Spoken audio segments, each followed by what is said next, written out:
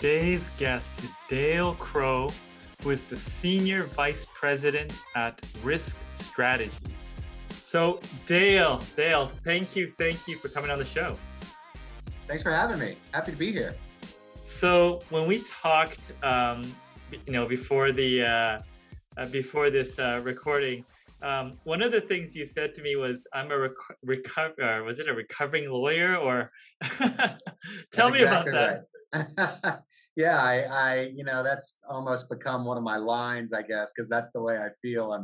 I'm working my way through the steps of trying to come back from that life. But I am. I spent about a decade, just shy of 10 years, working as an attorney in private practice, litigating. So lawsuits involving construction related claims, whether that be on the design side of the project or the owner's side, or certainly the construction side, the contractor's side. So I went through a lot of battles and have the scars to show, I guess, and then got this opportunity to sort of continue a lot of what I did in my prior life, but through through the perspective of trying to help a client not end up to where they need that lawyer to go through the fight. And that's how I ended up as a construction insurance broker. Yeah. So describe some of these challenges or, battles that you've had, just in the process. What sort of categories of issues were you running across? Oh, it is all over the board. We would have everything from maybe some type of significant structural issue, where a stadium or a hotel or a casino can't open on time, right? So you've got if you can imagine, let's use a casino. Of course, there are many types of revenue producing projects, but a casino, I'm afraid to ask what a casino generates in daily revenue, right? So a lot of the biggest claims that I handled, biggest lawsuits, had to do with the delay of opening a project. And whether that was a design caused delay or a contractor type delay. And of course, a lot of that's the fight, right? Determining whose delay it really is. Or perhaps it's the owner who contracted to build, an A- project, and midstream wanted it to be an A++ project and thought it could be done in the exact same amount of time for the exact same money. So it really runs the gamut, as they say. So those sorts of things. I had some environmental lawsuits that were very interesting, where our client might have designed some type of water treatment plant, and then when certain wastewater, right, is treated and then eventually dispersed after it's been treated and the harmful things have been removed, perhaps a large number of adjacent properties would band together and say that that water was somehow damaging their land, or there were chemicals, or something like that. We also, unfortunately, had the occasional bodily injury type claim where somebody goes over a balcony and hurts themselves, or even worse. Some collapses on project sites where a retaining wall collapses and perhaps construction workers hurt or killed. Those, of course, are horrific and no fun to be in. I also was a part of some transportation projects where, again, unfortunately, sometimes perhaps someone or a number of cars were in an accident, and blamed the fact that they ended up in that accident on the design of the roadway or the bridge or the construction of that bridge or that roadway. So, and I'm sure there are others, but that I think I'm scared to say it, right? Because then something new will come out. But I don't know that I didn't see. I don't know if there's anything I didn't see along the way. Certainly, we're actually just past the anniversary of one of the most horrible collapses in Kansas City of a hotel skywalk that's very well known. And luckily, I've never been associated with anything that even had to deal with something that was that horrific.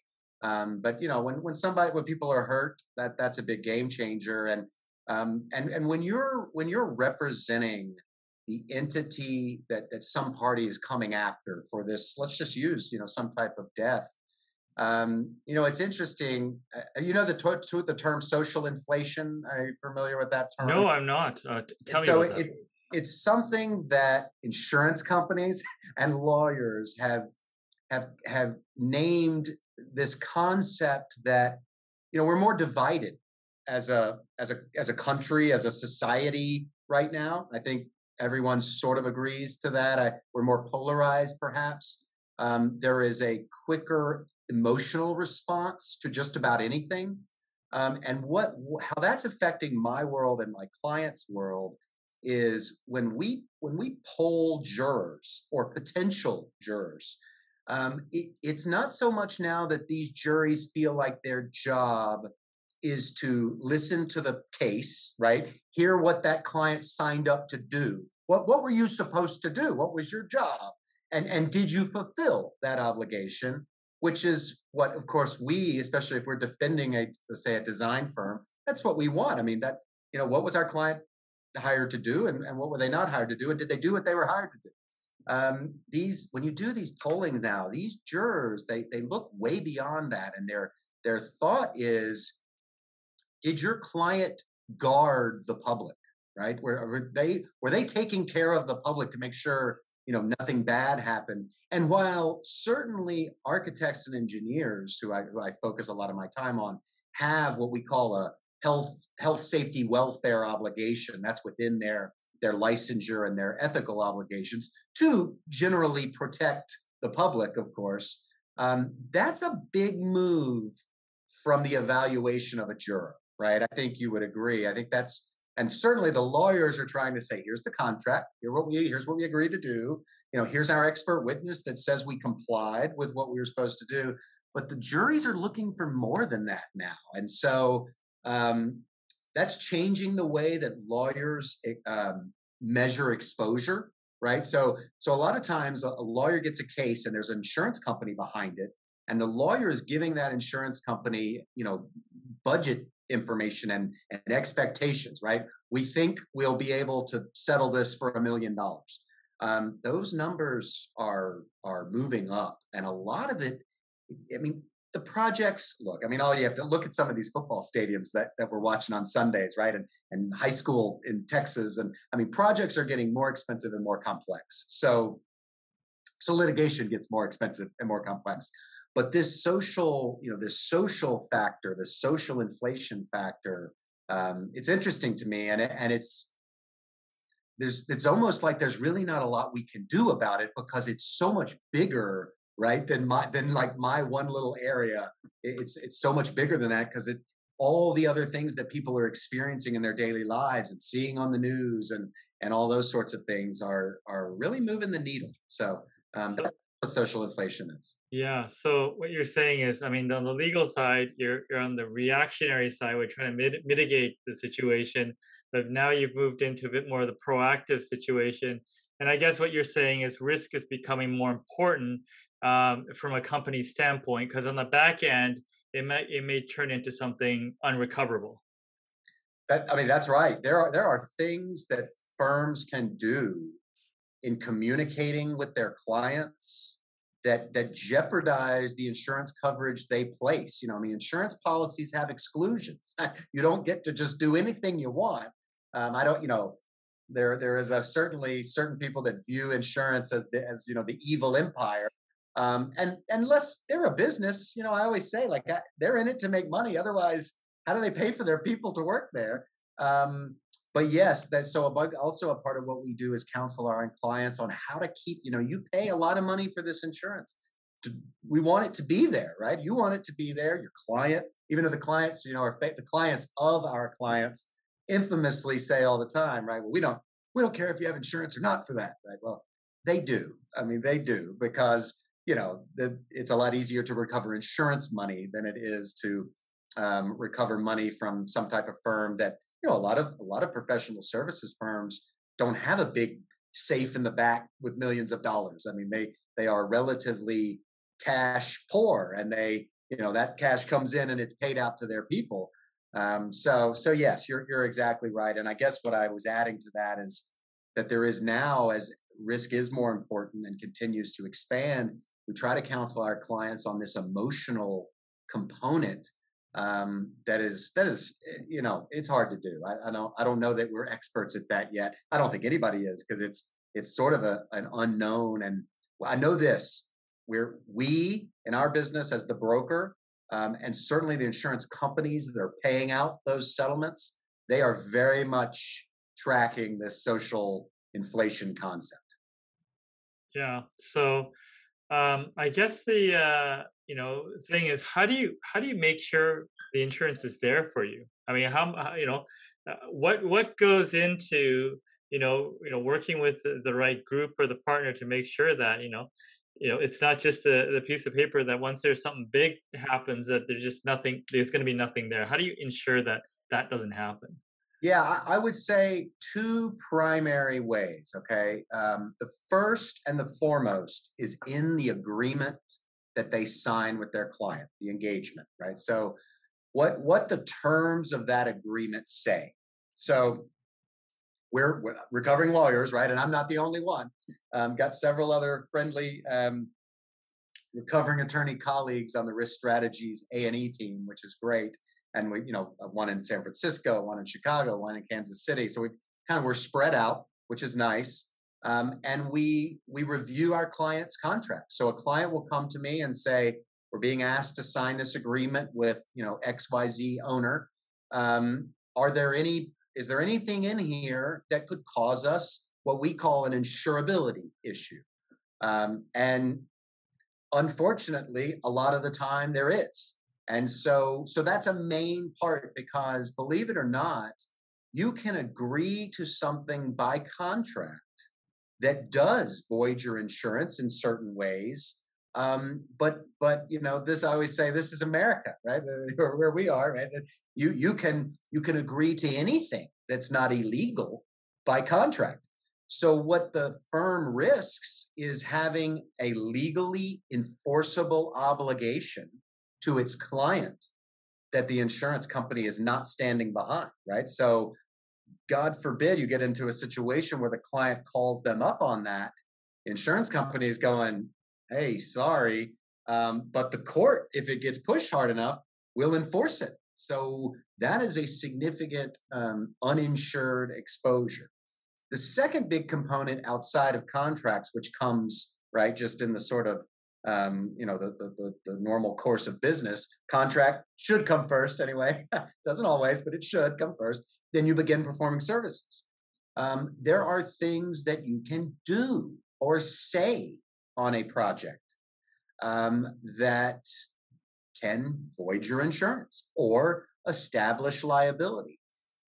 Think about when you learn to drive, right? I bring this up all the time. When I was a 16-year-old, 15, 16-year-old learning to drive, and my father, who was an old insurance veteran, said, when you rear end somebody one of these days, don't jump out of the car yelling about how sorry you are, right? It's an admission. You're admitting fault. Interesting aside, I was hit by a car on Friday afternoon. Clearly their fault. And when she got out of the car, she didn't say sorry. And I thought, that's all I could think of myself was, yep, she's had that training, I guess. But anyway, so we go into our clients' offices, and now certainly a lot by this sort of Zoom type presentation, and we train their people. And this is again, I should have said, not that this is a promo, but we don't charge for these services. So this is the value added of doing business with us. We'll review your contract and help you for that, just for buying your insurance from us. The same with the training of your people.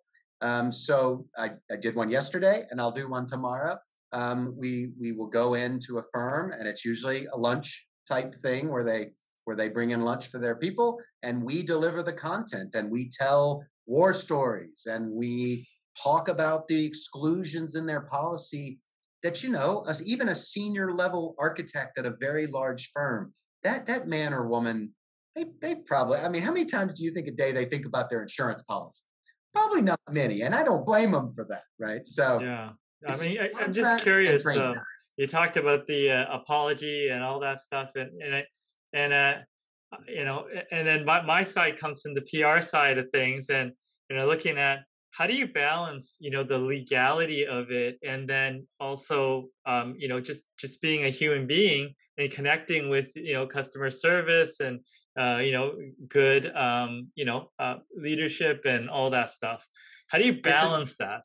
it's a challenge. I guess selfishly, I could say that I sort of picked my corner, and that other corner is for them to worry about. I counsel on the worst possible day.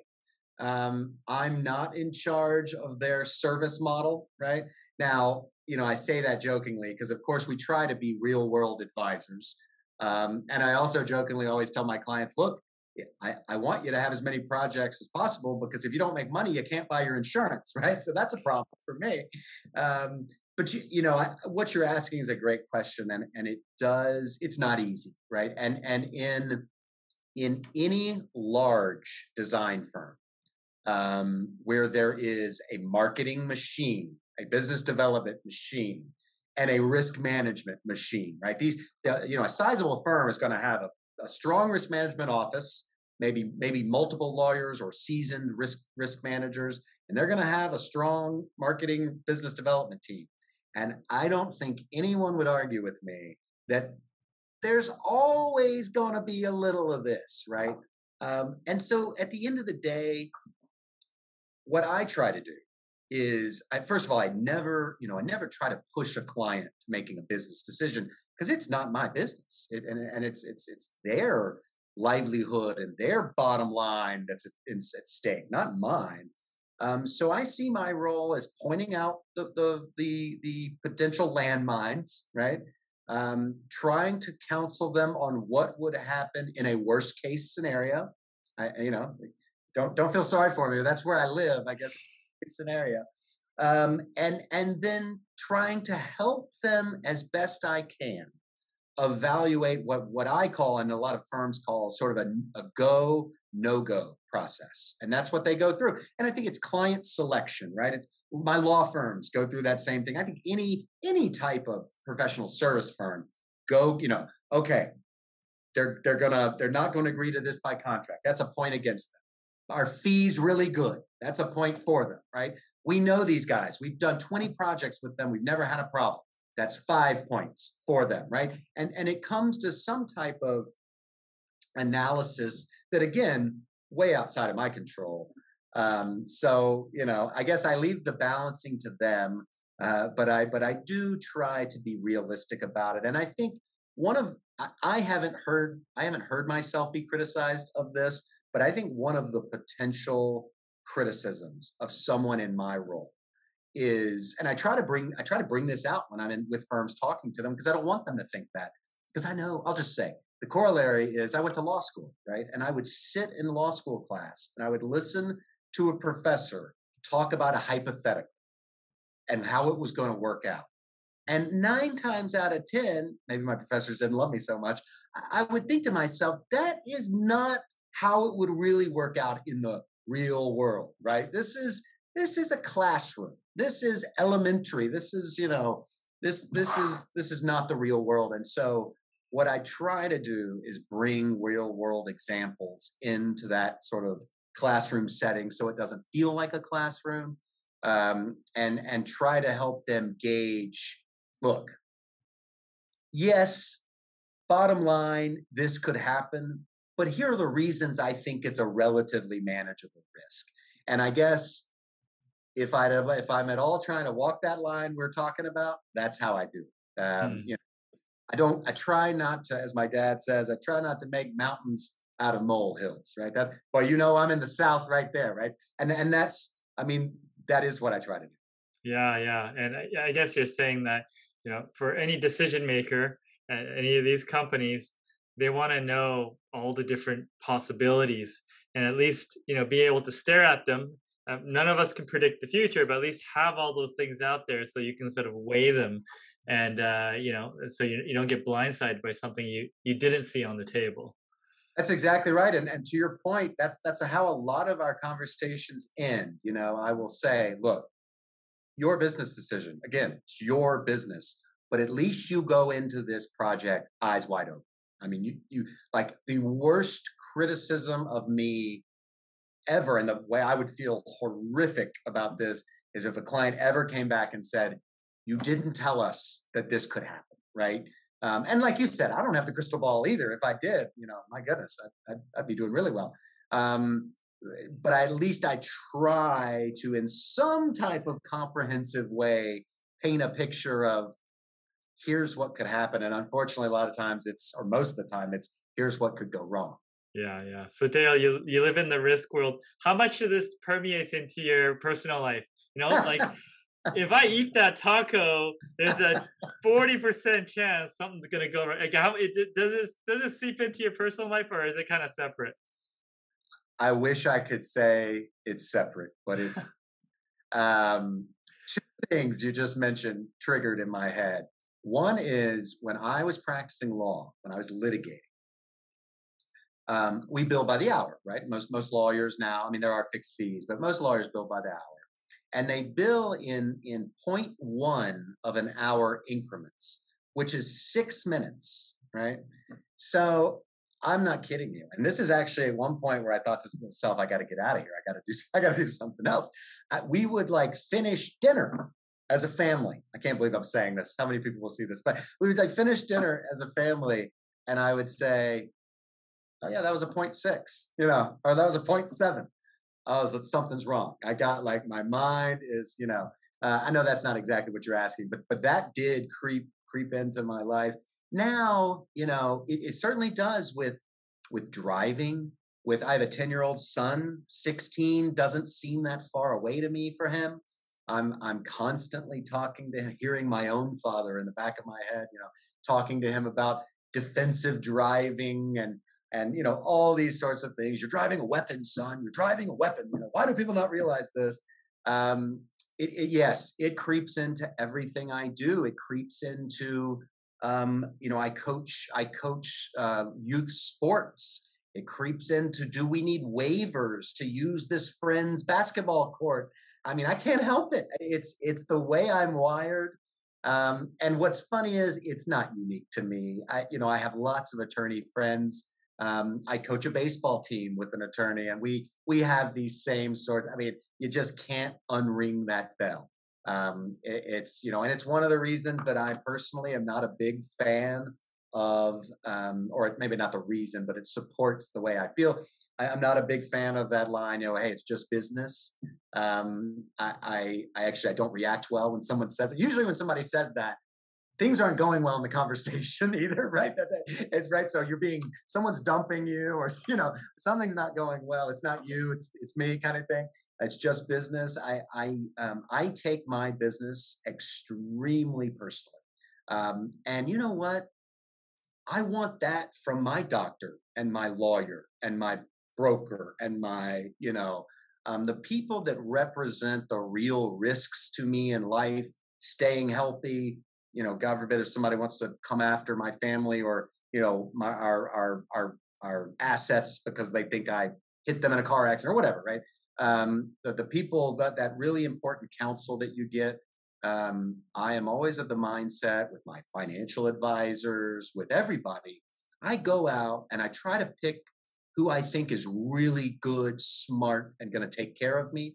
And then I do what that person tells me to do. I mean, that's the way I operate. And I look, I guess, circling back, I try to look for people who I feel like are taking it personally, you know, that it's not just a, hey, well, you know, it's just business kind of thing. So I don't know, that's a little off the page, but that's what made me think of. Yeah, yeah, for sure. Now, what I always think about is the insurance world is always evaluating risk.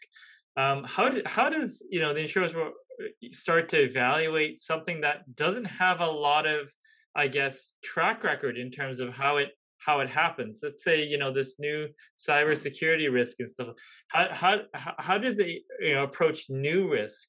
And how does that sort of work through in terms of understanding it and be able to quantify it?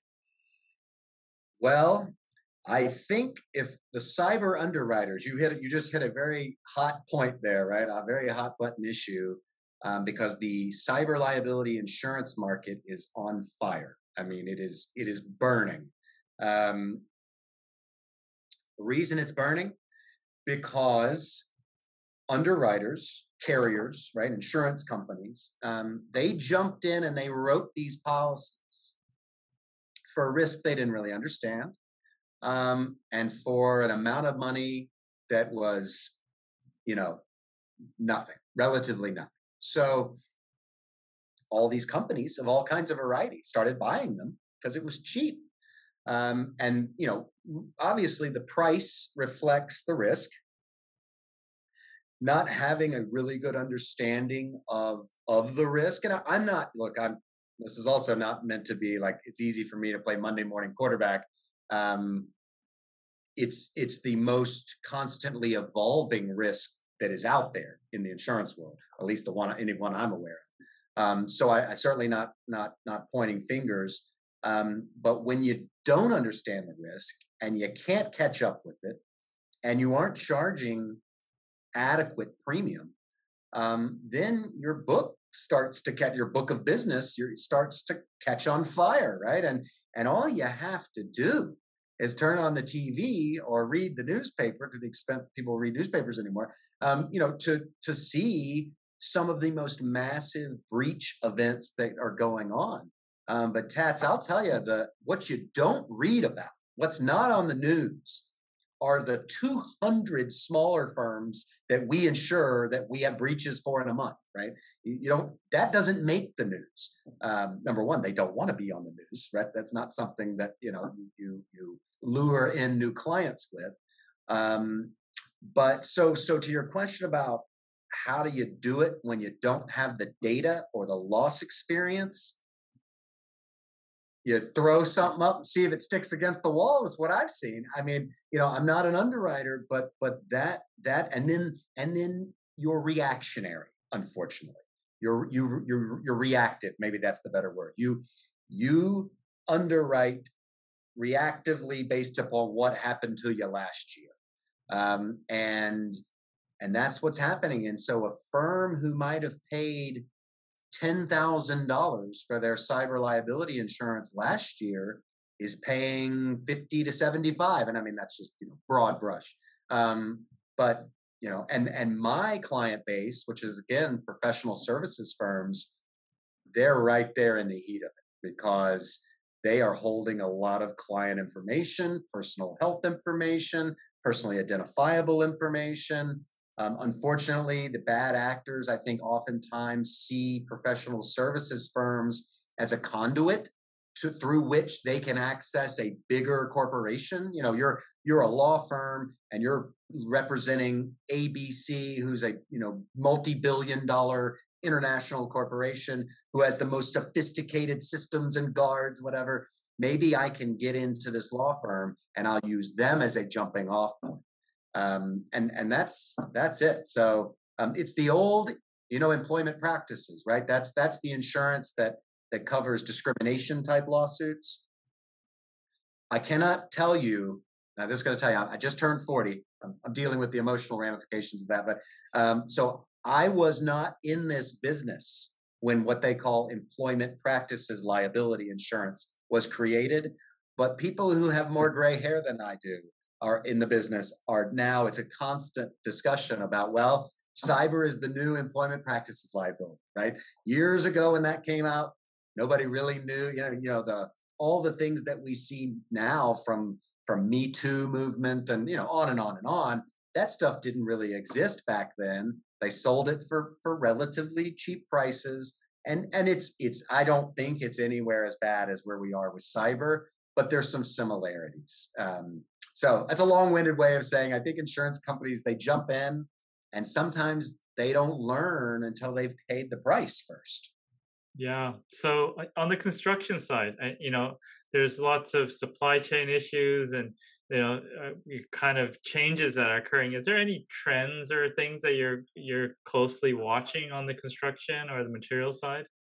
Well, for a while there, and things were improving in this regard, but for a while there, materials like lumber were just through the roof. And what was very interesting was, so there's two, and again, this is sort of simplifying it, but there's kind of two basic approaches to a construction agreement, and it's sort of guaranteed price, right? This is what the fixed fee, this is what it'll cost, and then there's sort of a guaranteed maximum price plus a fee, right? Anyway, well, I probably should just say that there's two basic ways a construction contract is written. One puts the risk of the cost of materials escalating on the contractor, and one puts it on the owner. Now, the owner, and I'm trying to be as Switzerland as I can be. Um, you know, the owner is clearly in a better position to manage that risk. Why? Because they can agree to a substitution for a lower cost material. In theory, right? I mean, there are exceptions, of course, to this.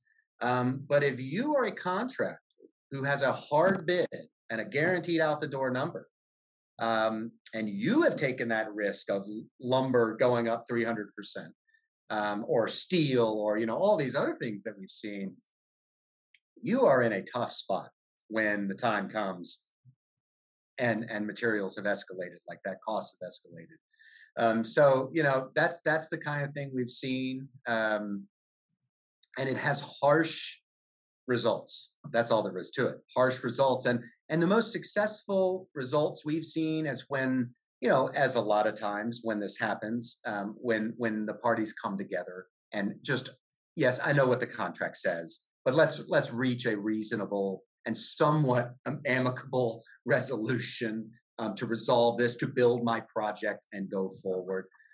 So that's, yeah, that has been an issue, and certainly something that we have seen. And a lot of, Yeah. but add to that, I'll add to a lot of times, again, since I represent more on the design side, in that kind of thing I'm talking about, a lot of times the owner who views the architect as his or her, consultant, is coming to the architect and saying, well, what do we do? And that's when I have to say, look, you're an architect, you're not a lawyer. This is not your responsibility to interpret the contract and decide who owes what.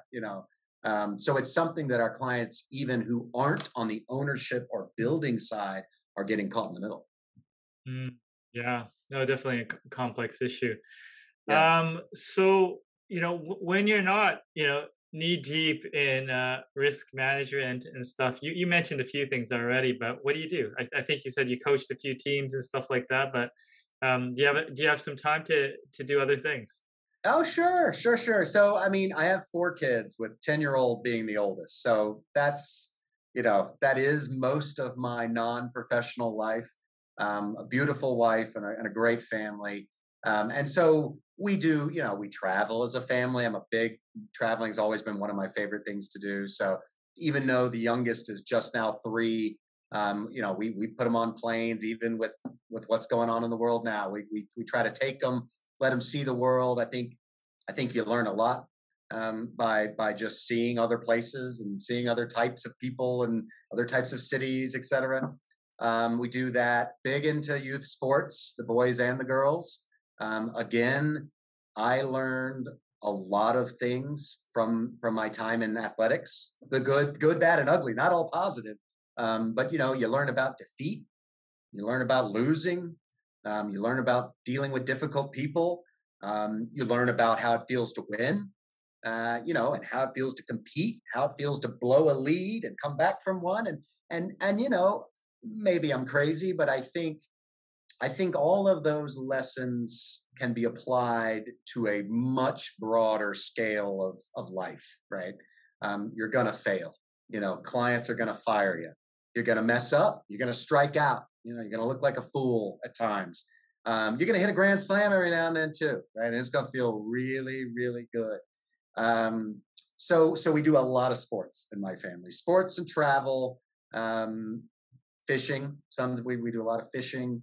Trying to think what else. We hang out with friends, of course, and family, very important. My wife comes from a very big family. I was an only child. And now we have four, so you could sort of see who won that battle internally, which is usually the way it goes. So yeah, just a family man, I guess, is what I would say. Wonderful. Now, thank you for I sharing play your. golf very. I will add. I'm sorry. I play golf very poorly, but I do play golf. Don't we all play poorly golf? Yeah, Um, exactly. The people I play exclusively. I play with bad players because the good ones don't want me, or I can't handle being with them, watching what they can do. Makes sense. Now, is there anything that I should have asked you, but I missed? No, I mean, I can't think. Like I said, I wasn't sure what you were going to ask me. So, no, I just appreciate the conversation, I enjoyed the time. I hope somebody takes some little thing away from it that would make my day. I do love, I will say, just, my favorite part about my job, and really what I like to do just on a daily basis, is talk to people and communicate. And that's another thing. I know this isn't supposed to be like you know, how to be a good father. And believe me, I've got lots of problems, but I'm not perfect. But, I think communication, and that's another thing about sports and travel, where you're forced into, sort of thrown into communicating with lots of different types of people. I don't necessarily think we communicate. A lot of people don't communicate very well. And I'm as guilty as anybody, as being on my phone all the time, or email. I had a client say the other day, it's like, people just don't go out on the porch. Now, again, this sounds like a very Southern, people don't go out on the porch and have a face-to-face conversation anymore. Even though this is obviously using technology, this feels like a face-to-face. I think the more that we continue to do this kind of thing and not rely on text and email, while they're very useful tools and we'll always be using them, until we can, I guess, port from one to the other, show up in your office, through some type of magic machine. I think the face-to-face and being able to communicate and talk with people, come to reach a mutual understanding, that's a big hurdle in whatever you're doing. So I don't know where that came out of, but that's another thought. There you go. Thank you so much, Dale. Thanks for sharing your thoughts. Absolutely. Thank you.